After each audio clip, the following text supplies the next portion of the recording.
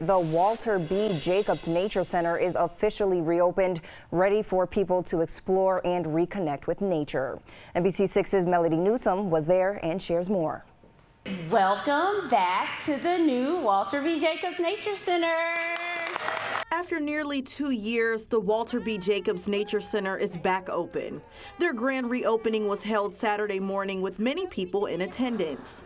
President of the Caddo Parish Commission, Gregory Young, says this new and improved center is the perfect experience for anyone. What we've been able to do via our architects and designers is to put together nature, a natural environment, a natural experience that I'm sure that people, not only in our area, but people around the country and indeed around the world will really find fascinating, and they'll enjoy it.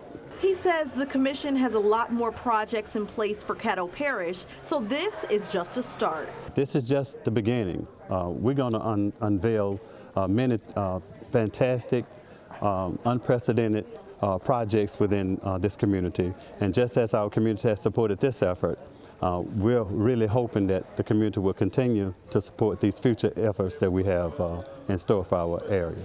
Melody Newsom, NBC6 News.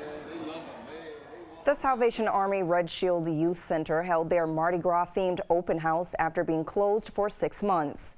The youth center specializes in empowering kids to be the best that they can be through programs, mentorships, and community activities.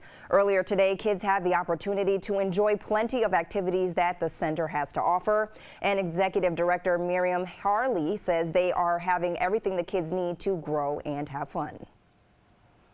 They're getting able to experience a little bit of everything that we provide. So the kids are able to make arts and crafts, so they're able to make Mardi Gras masks. They're able to do an hour of code. They are able to go into the tutoring station and do different math games, and then we have our gym open. She says they are now open for registration so that parents can sign their children up for the many after-school activities they provide.